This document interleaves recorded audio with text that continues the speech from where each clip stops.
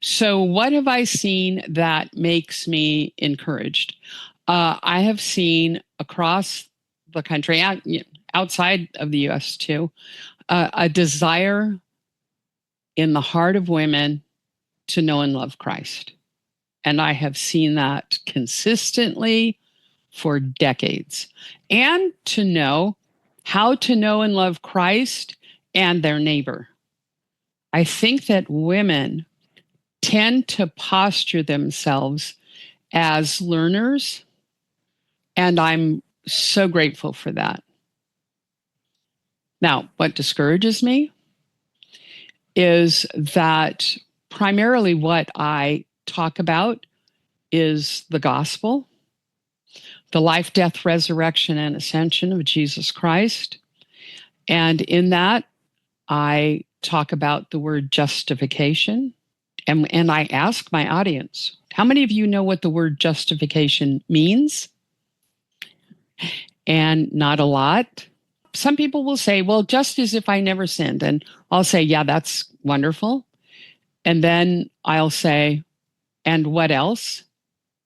And they pretty much don't know about imputed righteousness. They don't know how the life, the sinless life of Jesus Christ, the obedient life of Jesus Christ matters to them.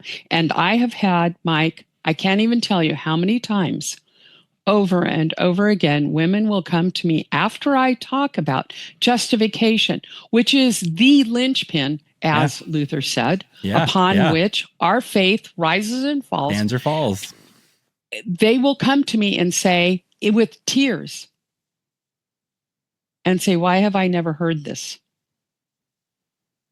Why have I never heard that I had the righteousness of Christ?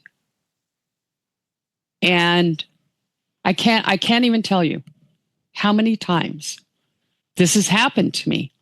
So I've come away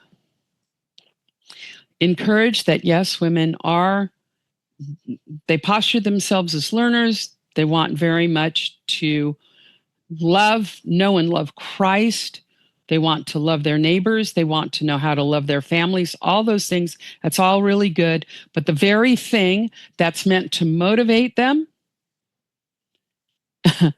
and empower them, they don't know.